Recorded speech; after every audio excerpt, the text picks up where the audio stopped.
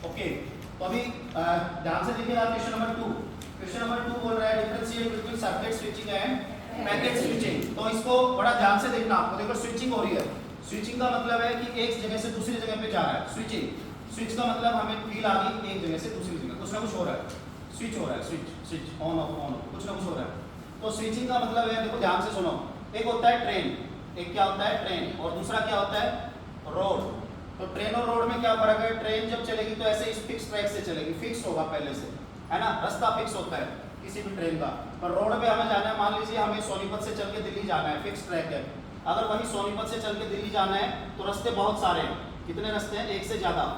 मतलब कि हम क्या करते हुए चलेंगे? कंजेशन को अवॉइड करते हुए चलेंगे, है ना। यहाँ पे कोई भी चीज़ें क्या नहीं है, पहले से रिजर्व नहीं है। यहाँ पे पहले से क्या है? वो रिजर्व है। Centre, source, destination. तो मीनिंग ये है कि जब जब आपको बात हो किसकी, सर्किट स्विचिंग और पैकेट स्विचिंग की, तो दिमाग में दो चीज़ें होनी चाहिए, ट्रेन एक रोड। ट्रेन है तो फिक्स है, रिजर्व है पहले से, ठीक है, ऐसा है। अगर दो ही ट्रैक है, एक ट्रेन खड़ी हुई है, पीछे कितनी भी ट्रेन हो सारी डिले हो जाएंगी, आपको पता है इस बात का। क्रॉस नहीं करेगी उसको अगर ट्रैक टूटा, कुछ भी है, वही रिसोर्स है, वही फिक्स पाथ है, वहाँ पे दिक्कत होगी तो दिक्कत है। तो हमें क्या करना है, इसको ध्यान से रखना है यार। क्या होगा कि एक जगह पे आपका क्या होगा, फिक्स पाथ होगा, और दूसरी जगह पे फिक्स नहीं होगा। इसका मैंने पढ़ाते टाइम एग्जाम्पल भी दिया था कि अगर आपकी शादी को लेकर मैंने दिया था कि बारात जानी है सोनीपत से गन्नौर, तो कोई भी कहीं से जा सकता है। फिर मैंने बोला सोनीपत से अगर जयपुर जानी है तो मे भी फिर गाड़ियाँ लाइन में चले, एक फिक्स पाथ पहले से डिसाइड करें, वहाँ से चलेंगे। तो आप एक चीज़ ध्यान रख लेना, वो चीज़ ये है कि अगर रिलायबल कम्युनिकेशन चाहिए, कैसा चाहिए कि सारी गाड़ियाँ पहुँचे, टाइम से पहुँचे। एक्सीडेंट ज़्यादा किसके होते हैं, ट्रेन के या बस के या गाड़ी के? रोड पे एक्सीडेंट ज़्यादा होते हैं, नहीं होते ट्रैक पे। तो आपको एक चीज़ ध्यान रखना है, जहाँ एक्सीडेंट कम है रिलायबल है।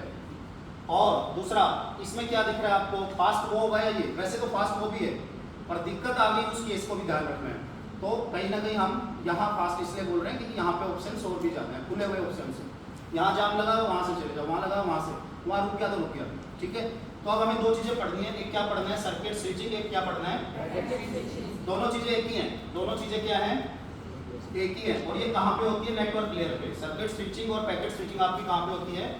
नेटवर्क लेयर पे, ठीक है। ट्रांसपोर्ट लेयर क्या करती है? डिसाइड करती है सोनीपत से चल के दिल्ली जाना है, यहाँ इस दुकान से यहाँ जाना है, तो किसने डिसाइड किया? ट्रांसपोर्ट लेयर डिसाइड करती है, एंड टू एंड डिलीवरी। उसके बाद जाना है, ट्रेवल कर रहा है, राउट कर रहा है, राउटिंग हो रही है ना, चल रहे हैं उस पाथ पे, वो कौन कर रहा है? नेटवर्क लेयर पे हो रहा है। तो ये सर्किट स्विचिंग और पैकेट स्विचिंग दिखेगी हमें कहाँ पे? नेटवर्क लेयर पे। कुल मिला के मैं ये कहना चाहता हूँ कि हमारा जो डेटा है वो किसकी फॉर्म में होता है? पैकेट्स। नेटवर्क लेयर पे उसको क्या बोलते हैं? अगर यहाँ पे 3 पैकेट है, यहाँ पे क्या है? 3, यहाँ पे भी क्या होंगे? मान लीजिए 3 है पैकेट, वहाँ भी है पैकेट, यहाँ भी है।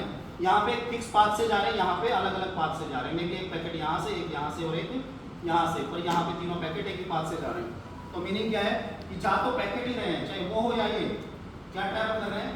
पैकेट। चाहे वो हो या ये, दोनों तरफ क्या चल रहे हैं? पैकेट। पर फर्क कहाँ पे है? एक तरफ फिक्स पाथ से जा रहे हैं, एक तरफ अलग अलग से जा रहे हैं। मान लीजिए packet number 1, packet number 2, packet number 3, मान लीजिए 1 2 3, तो यहाँ पे डेस्टिनेशन है, तो डेस्टिनेशन को कैसे मिलेंगे? 1 पहले, 2 बाद में, 3 ऑर्डर में मिलेंगे। बट यहाँ पे पहले 2 मिल सकता है, फिर 1 मिल सकता है, फिर 3 ऐसे भी मिल सकता है, क्योंकि हो सकता है वो पहले आ जाए। ट्रैफिक का पता नहीं है हमें, रोड कंडीशंस का पता नहीं है, कौन सा पहले आ जाए, कौन सा बाद में आए, ठीक है। तो इन ऑर्डर किस में दिख रहा है, आउट ऑफ ऑर्डर किस में दिख रहा है, ये सारी चीज़ें आपको पता चल रही है। बस अभी के लिए एक ही चीज़ ध्यान रखनी है, वो चीज़ क्या ध्यान रखनी है? यहाँ पे क्या है? फिक्स, यहाँ पे क्या है? Not fix. तो मीनिंग क्या है? वहाँ भी पैकेट ट्रैवल कर रहे हैं, यहाँ भी पैकेट ट्रैवल कर रहे हैं, बट फर्क ये है कि लंबे डिस्टेंस की बात हो, लॉन्ग डिस्टेंस की बात हो, रिलायबिलिटी की बात हो, जैसे मैंने बोला सोनीपत से जयपुर जाना है, तो हमेशा कौन फॉलो करना चाहिए? Fix path. छोटे डिस्टेंस की बात हो, यहाँ से चल के बच्चे क्वार्टर जाना है, तो उसके लिए किसकी बात करनी चाहिए? पैकेट। क्योंकि 2 किलोमीटर जाना है, पहले आप सोचेंगे कहाँ से जाए, ये सोचने का टाइम भी तो है, आपको पाथ डिसाइड भी तो करना है। तो हमें क्या करना है? रिजर्वेशन या फिक्स वही करना है जहाँ डिस्टेंस लंबा हो। तो इसका मतलब आपको एक चीज़ आज के बाद ध्यान रखनी है, लॉन्ग डिस्टेंस और शॉर्ट डिस्टेंस, ठीक है। और अगर पाथ बनता है, फिक्स पाथ बनता है, तो वो क्या होता है आपका? ऊपर ट्रांसपोर्ट लेयर का कौन सा प्रोटोकॉल काम करता है? वहाँ पे टीसीपी ऐसे बोलते हैं हम, नहीं तो यूडीपी। उसको फिर भी यहाँ से रिलेट मत करें, अभी आप फोकस करें अपने इस कंसेप्ट पे कि यहाँ पे क्या है। ठीक है, उसको इससे रिलेट ना करें अभी के लिए, क्योंकि नेटवर्क लेयर पे चल रहा है। सर्किट स्विचिंग और पैकेट स्विचिंग कहाँ होती है? अब आप आइए अपने नोट्स में, ठीक है, देखते हैं। डेफिनेशन पहला क्या है, आपको कभी भी दो में डिफरेंस करना हो, क्या करना हो? डिफरेंस। दो चीजें मस्ट हैं, डेफिनेशन और एग्जांपल। क्या बोला मैंने? दो चीजें मस्ट हैं, डेफिनेशन और पहला डेफिनेशन और लास्ट एग्जांपल हो तो अच्छा होता है। सबसे पहले डेफिनेशन लिखें और लास्ट में एग्जांपल लिखें, तो 2 पॉइंट आपके हाथ में हमेशा रहेंगे किसी भी डिफरेंशिएट वाले क्वेश्चन के। क्या करना है? सबसे पहले डेफिनेशन और लास्ट में एग्जांपल। जैसे डेफिनेशन है, पढ़िए आप। सर्किट स्विचिंग में क्या बोल रहा है कि एक डेडिकेटेड पाथ है, फिक्स पाथ है, बन जाता है किस किस के बीच में? सेंडर और रिसीवर के बीच में बिफोर डेटा ट्रांसफर। मेरे को सोनीपत से दिल्ली पैकेट पहुंचाने तो पहले से पाथ फिक्स है। वो क्या बोल रहा है कि डेटा को पैकेट में तोड़ देते हैं और हर पाथ डेस्टिनेशन में जाने के लिए अलग अलग रास्ते का सहारा ले सकता है। Clear definition? आगे बढ़िए। कनेक्शन टाइप, कनेक्शन किस में बना हुआ है? डेडिकेटेड पाथ किस में है? तो कनेक्शन ओरिएंटेड ये है, वो कनेक्शन लेस है। कनेक्शन टाइप में ये आ गया। Number 3 path establishment. तो पाथ एस्टेब्लिशमेंट भी देखा जाए तो बात तो कनेक्शन से ही है, पर हमें पॉइंट बढ़ाने तो लिख दीजिए, कोई बात नहीं। तो पाथ और कनेक्शन एक ही चीज है, पर नाम अलग अलग है, तो लिख दीजिए, कोई बात नहीं। तो पाथ इज एस्टेब्लिश्ड, इसमें साफ साफ वही लिख रहा है, और उसमें क्या बोल रहा है? No fix path. ठीक है, साफ साफ बातें लिख रहा है। डायनेमिकली रन टाइम पे डिपेंड करेगा कौन पहले कौन बाद में। यहाँ पे 1 2 3 पहुंच जाएंगे, वहाँ पे 3 पहले पहुंचेगा, 2 पहले डिपेंड्स ऑन ट्रैफिक कंडीशन, जो उन्होंने अलग अलग रूट लिया है। अगला क्या है? Resource allocation. किसमें पहले से रिसोर्स फिक्स कर लिए जाते हैं? ये ट्रैक मेरा है सर्किट में। Resources bandwidth channel are reserved for entire session. ठीक है, दूसरे को नहीं देंगे। दूसरा क्या बोल रहा है? No resource reservation. वहीं से सेंटर मान लीजिए 3 है भेजने वाले कितने हैं? S1 S2 S3। तो ये भी भेज सकता है, ये भी। इसका मतलब क्या है कि अगर ये इस पाथ से जा रहे हैं, इस पाथ से जा रहे हैं, इस पाथ से, तो ये तीनों का पाथ है, तीनों इस पाथ को एक्सेस कर सकते हैं। बट इसमें क्या है कि जब तक S1 इस पे काम कर रहा है, ये खत्म होने के बाद फिर S2, ऐसे रिजर्वेशन होगी एक तरीके से, हम ये बोल रहे हैं। ठीक है, तो रिजर्वेशन होना सही है गलत है? गलत है। रिजर्वेशन होना क्या है? गलत है। अगर मेरे पास डेटा रेडी नहीं है और मैं भेजना नहीं चाहता और दूसरा एक्सेस करना चाह रहा, तो एक्सेस नहीं कर पाएगा। एक ट्रेन खराब होगी, पीछे कितनी भी ट्रेन से सबको रुकना पड़ेगा उसकी वजह से, क्योंकि उसने रिजर्व कर रखा है उस पाथ को। समझ आ रही है बात? रिलेट करो रोड से और ट्रेन से। रोड और ट्रेन से रिलेट करोगे, 10 नंबर का क्वेश्चन है, पेपर में आना तय है, आके रहेगा। मीनिंग मेरा बस इतना सा है कि आपको इस क्वेश्चन में पॉइंट दिखाने हैं, साथ में आपको क्या करना है? डायग्राम भी छोटे छोटे दिखा देने, फिक्स पाथ वाला टाइप और एक ऐसा। मीनिंग क्या है कि आप ऐसा कुछ बना देंगे वहाँ पे कि जैसे कि ये सेंडर है आपका, ये है राउटर 1, राउटर 2, मान लीजिए ऐसे लिखेंगे, और उसके बाद क्या लिखेंगे? राउटर 3, राउटर 4, और ऐसे करके डेस्टिनेशन यहाँ पे दे देंगे। ठीक है, सर्कल से दिखाएं क्योंकि राउटर है, रेक्टेंगल से दिखाएं क्योंकि सेंडर और डेस्टिनेशन डिवाइस अलग है। तो उसके बाद इसमें ऐसे कर देंगे, ये ऐसे करके कि इसका ये है फिक्स पाथ है, इसको क्या लिख देंगे आप? Fix path. ठीक है, और इसके पैकेट ऐसे दिखा देंगे 1 2 3, और यहाँ भी कहीं पे दिखा देंगे जाते हुए 1 2 3, ऐसे नंबर दे देंगे कि यहाँ से आ रहे हैं, और यहाँ पे आते हुए फिर ऐसे दिखा देंगे 1 2 3 आ गए। समझ लो मेरी बात क्या बोल रहा हूँ मैं? ये आप किसमें डायग्राम बना सकते हैं? सर्किट स्विचिंग में। ऐसे पैकेट में आप बनाएंगे, सेम डायग्राम बना के क्या कर देना? एक पैकेट यहाँ दिखा देना, या एक रास्ता ये हो तो एक पैकेट यहाँ दिखा देना, एक रास्ता ये हो तो एक पैकेट यहाँ दिखा देना, और फिर लास्ट में यहाँ पे किसी भी ऑर्डर में दिखा देना। आपको आप वो होता है इसको दिखाने का तरीका। समझ रहे हो मेरी बात? मतलब आपको डायग्राम इसलिए डालना है ताकि आपके मार्क्स वहीं से मिल जाए। ठीक है, तो रिसोर्स टाइप के आगे हम क्या करेंगे अभी? Data transmission. तो आप सबको पता है सीक्वेंस में या कंटिन्यू फॉर्म में किसमें जाता है? फिक्स पाथ में। और उसमें क्या जाता है? Out of order. जब रिसीव होगा तो आउट ऑफ ऑर्डर भी हो सकता है, ये आप जानते हैं। ठीक है, ये बात पीछे बैठिए। उसके बाद एफिशिएंसी। एफिशिएंसी की मैंने बात की आप लोगों को, तो बताइए क्या बात है? एफिशिएंट कौन होगा? आपको कौन लग रहा है? एफिशिएंसी की बात है कि देखो एफिशिएंसी कैसे निकालते हैं हम? जैसे मैं बोलता हूँ कि आपको 10 लड़की से बोलता हूँ आपको 10 रोटियाँ बनानी है, इसने 10 बनाई, 10 की 10 जला दी। मैंने इसको बोला जितनी को 10 रोटियाँ बनानी, इसने 3 जला दी, तो एफिशिएंसी किसकी बढ़िया है? हाँ, अब मान लीजिए आपको पेपर में 15 क्वेश्चन करने, आपके 0 नंबर है, आपको 15 करने, आपके 120 आया, एफिशिएंसी किसकी ज़्यादा है? तो एफिशिएंसी का मतलब है जो टोटल वर्क है उसमें से अच्छा करेक्ट कितना है। ठीक है, तो एफिशिएंसी की बात कहाँ हो रही है? वहाँ अगर एक बार रुक गया, एक बार गड़बड़ होगी तो रुक जाएंगे पीछे करके सारे, पर वहाँ पे एक पाथ खराब हो सकता है, तीनों खराब नहीं हो सकते। हो सकता है 2 पाथ वर्किंग हो, एक पे एक्सीडेंट हो गया, या मान लीजिए खड्डा खोद दिया किसी ने, ऐसा कुछ रुक सकता है, सारा नहीं रुकेगा, है ना। एक केस में क्या होगा? अगर ट्रैक टूट गया तो तीनों पैकेट रुकेंगे या एक? तीनों। और एक में क्या होगा, अगर कहीं रास्ता खराब है तो 3 पैकेट रुकेगा एक, क्योंकि अलग अलग रास्ते से जा रहे हैं। समझ आ रही है बात? रिलेट करना चीजों को, रटना नहीं, समझना है। जो इंपोर्टेंट क्वेश्चन है इसलिए मैं बार बार बात कर रहा हूँ कि आखिरी 5 दिन में हम बातें इसी तरीके से करेंगे, ठीक है। उसके आगे बढ़ते हैं। आगे क्या है, डिले। डिले का मतलब क्या है बताइए? डिले किसमें कैलकुलेट कर सकते हैं हम? डिले हम फिक्स पाथ में तो कैलकुलेट कर सकते हैं। क्यों? क्योंकि जब रुकेंगे तीनों रुकेंगे, चलेंगे तीनों चलेंगे। मान लीजिए किसी ने बताया कि ट्रैक टूट गया 1 घंटे तक खराब रहेगा, तो डिले कंफर्म हो गया कि 1 घंटे तीनों का।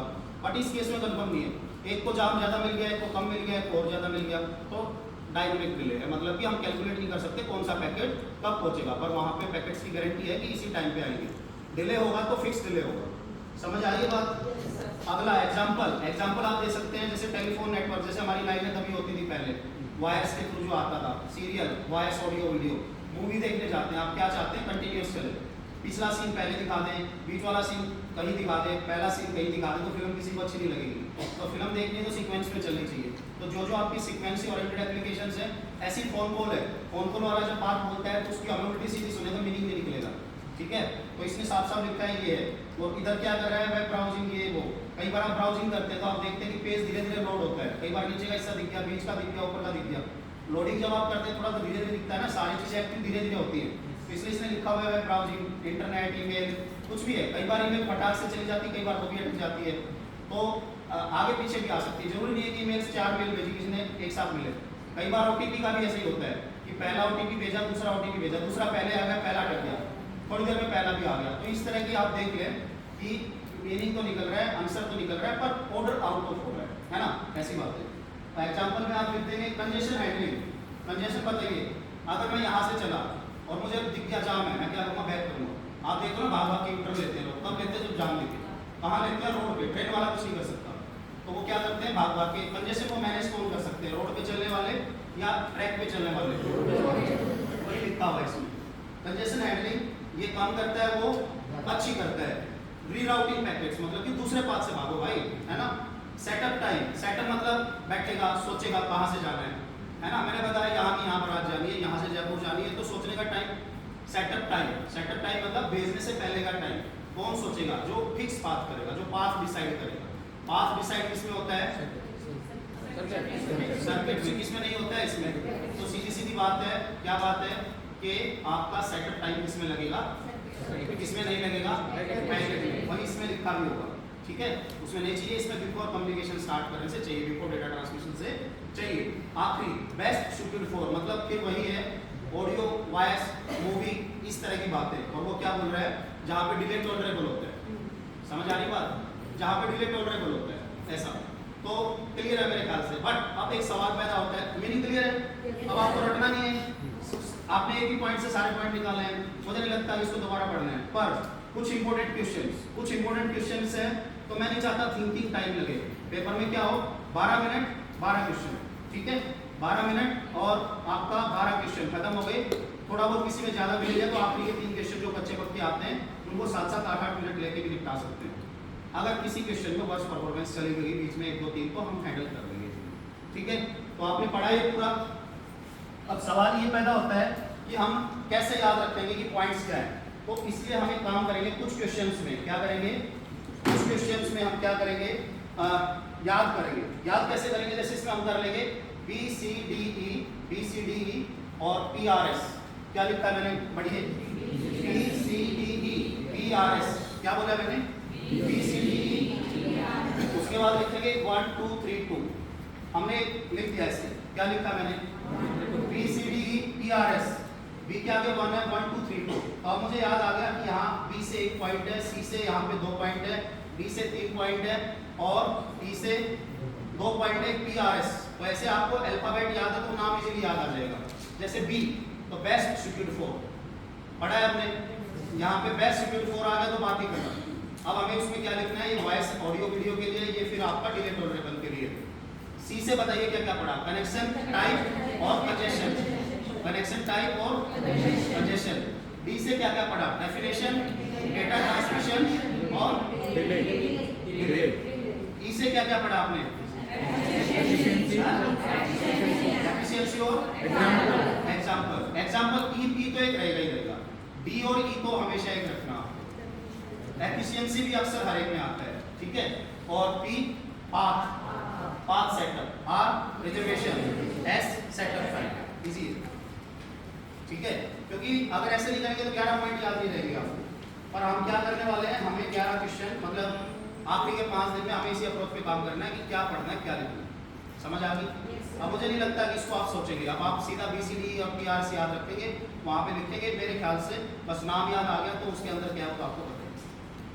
क्लियर है? तो इस तरह की अप्रोच से आपको काम करना है ताकि सिलेक्शन सबका हो। बहुत लोग बहुत कुछ बोल चुके हैं यहाँ के बारे में, कोई डेरा बोल रहा है, कोई कुछ बोल रहा है, कोई कुछ बोल रहा है, उनको लात मार के ऐसा जवाब देना हमें कि याद रखते सारी ज़िंदगी। इसलिए मैंने आप लोगों को बार बार यही बोला है कि आप लोगों पे हमें इतना ज़्यादा विश्वास है कि आप कर सकते हैं, कारण क्योंकि हमारी अप्रोच भी वैसी है।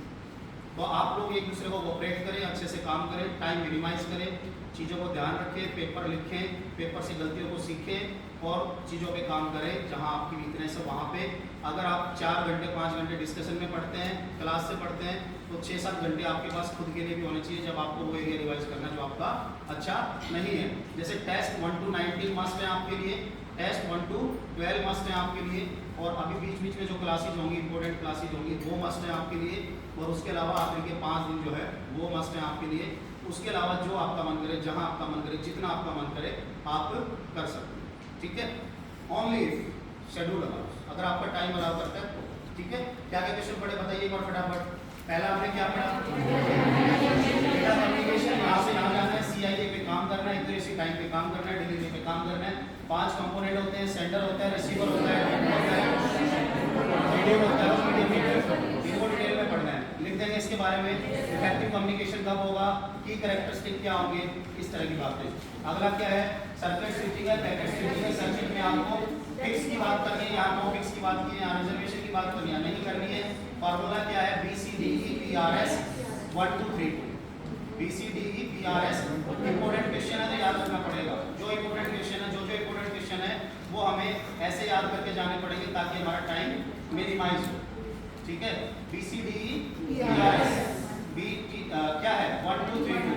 B बोले तो बेस्ट सुटेबल फॉर, C बोले तो कनेक्शन डायरेक्शन, D बोले तो डेफिनेशन, डेटा ट्रांसफर और डिले, E बोले तो एफिशिएंसी, B बोले तो पाथ, R बोले तो रिजर्वेशन, S बोले तो सेटअप, खत्म, ठीक है। ऐसे ही जैसे आपने वेब ब्राउज़र और वेब सर्वर पढ़े हैं उस दिन, आज आपके 2 क्वेश्चन वो आएंगे, 2 क्वेश्चन इस तरह के आएंगे, 4 क्वेश्चन आपको वही लिखने हैं जो आपको आते हैं। और अब हर पेपर में अप्रोच ये होनी चाहिए कि गिनती के सभी के 5 क्वेश्चन ऐसे हों जो आपको हौसला दे और आपको हिम्मत दे, ताकि आप 15 क्वेश्चन में वो जरूर लिख पाएँ हर क्वेश्चन में, जो 2-3 नंबर कम से कम दे दे जब आपको बिल्कुल भी उस क्वेश्चन में ना हो, ठीक है। तो अब आपको अप्रोच पे काम करना पड़ेगा। एक बच्चे भी मैंने लिखा है, अब मार्क्स हम ले लेंगे सबके, ठीक है, मार्क्स सबके ले लूँगा, एनालिसिस कर लूँगा, जो बच्चा मुझे रहने लायक लगेगा उसको रख लेंगे, जो भगाने लायक रखेगा उसको भगा देंगे, पर डिसिप्लिन से बाहर कोई ना जाए। और दूसरी बात ये है कि कोई भी ऐसा कोई काम ना करे जिसकी वजह से मेरी नज़रों में आ जाए और फिर उसको भगाने में हम भी मजबूर हो। आ गए हैं तो आ गए हैं, जाना है तो जाना है, ठीक है। 9 तारीख के बाद जब 10 से शुरू होगा तो उसमें हम आप लोगों से एक एफिडेविट लेंगे, सारी चीज़ें करेंगे, उसके बाद किसी का भी एग्जिट नहीं होगा। बीमार भी पड़ेगा तो एडमिट हम ही कराएंगे, ठीक है। तो इस तरह की चीज़ों पे काम करेंगे। इसलिए बेटर ये है कि 10 के बाद आपको जिसको जानना है आज ही माइंड बना ले, आज ही अपना चीज़ों को सेट कर। क्लियर है? पढ़ रहे जो काम मैंने दिया था डिजिटल का पढ़ा है, तो आज डिजिटल का थोड़ा और करेंगे। और मेरी कोशिश रहेगी कि नंबर सिस्टम कॉम्प्लीमेंट्स के क्वेश्चन में करा दूँ, फ्लिप फ्लॉप के न्यूमेरिकल्स जो मेरे को कराना है, फ्लिप फ्लॉप्स के मल्टीप्लेक्सर के कुछ न्यूमेरिकल्स, कुछ कॉम्प्लीमेंट वाला क्वेश्चन और कुछ न्यूमेरिकल्स मेरे ध्यान में डिजिटल के, और ऐसे ही कुछ मेरे ध्यान में ऑपरेटिंग सिस्टम के, ठीक है। TOC आपकी मैक्सिमम हो चुकी है, कंपाइलर भी मैक्सिमम हो चुका है। फिर भी 5 के बाद हमारा क्या चलेगा मैक्सिमम, TOC, कंपाइलर और आपका SQL, ठीक है, लगभग 12 करेंगे। और उसी बीच में आपके एमर्जिंग ट्रेंड्स और उस तरह के टॉपिक्स भी चलेंगे। तो आपको कुछ चीज़ें लोड लेके पढ़नी है, कुछ नहीं लोड लेके पढ़नी है, एवरेज करके चलना है, बैलेंस करके चलना है। एकदम आज के बाद एक डायरी, एक फाइल आपकी ऐसी बन जानी चाहिए जिसमें कि वही चीज़ें हों जो कि आपकी इंपॉर्टेंट हो, की पॉइंट्स हों, तो फाइनल रिवीजन के टाइम आज से ही बनाना स्टार्ट कर दे ताकि ढूंढना ना पड़े लास्ट में, ठीक है। ये इस तरह के पेज जो है ये हम आपको बीच बीच में देते रहेंगे, डेली 1 या 2 सेट, और उसका जो भी चार्ज आपका फोटोस्टेट का होगा वो आप दे देंगे बाद में। पहले हम एक बार डिसाइड करके आपको बता देंगे कि हमें क्या क्या करना है, कितना करना है। तो इसमें कोई ऐसा नहीं है कि आपके पास कॉपी हो या ना हो, आपके हाथ में फोटोस्टेट कॉपी होनी चाहिए पढ़ने से पहले। और इस पर एफर्ट उतना ही लगाना है जितना रिक्वायर्ड है। अब मैंने पढ़ा दिया, आप खत्म करो, इसको साइड में रख दो। पेपर में जाने से पहले अगर आपको जरूरत है तो थोड़ा रिविजन मार दो। क्लियर है? किसी भी चीज़ को उतना याद रखना जितना जरूरी है, रट्टा नहीं मारना है, पीछे नहीं मारना, ठीक है। और यहाँ डिसिप्लिन में रहना है। जो मैं ड्यूटी दे मॉनिटर की आज को आपने इनको बनाया, तो आप अपनी चीज़ों को एक दिन ही देना है, आप चीज़ों को कंट्रोल करें, है ना, हमारा राइट हैंड बने। और आप नेक्स्ट ड्यूटी किसको देना चाहते हैं आप डिसाइड करें। आप जिसको देते हैं वो आनाकानी करता है हमें बताएं, फिर हम देखेंगे उसका करते हैं। आपको फुल अथॉरिटी है कुछ भी डिसीजन लेने की, खाने का, पीने का, नहाने का, धोने का। आपको लगे कोई भी बच्चा इंडिसिप्लिन कर रहा है, आप नाम नोट करके हमें दे सकते हैं कि सर ये बच्चा शरारत कर रहा है, या ये बाहर किसी से ऐसी बात कर रहा था और ये कर रहा था। वो आप नोटिस करें एक दूसरे को, क्योंकि यहाँ ऐसा हुआ है कुछ बच्चे यहाँ से जो गए हैं गलती तो खुद की है और बुरा लगता है टोक दे तो हमने टोक दिया, हमको आदत है टोकने की, तो फिर वो बाहर जाके बुराई भी करते हैं। कम होते हैं वैसे ऐसे की है, पर हम करने से हमें भी कर रही है, ठीक है। सब तो मेरे पास ऐसे ऐसे के बुरे लग जाएंगे लोगों को कि कहाँ कैसे किस तरह से बोल रहे हैं। तो इसलिए हमें कम से कम हमारा माइंड डाइवर्ट हो, आप इस चीज़ पे ध्यान दें, है ना। कोई भी ऐसी गलती में ना फंसे जो गलती बेवजह की गलती है।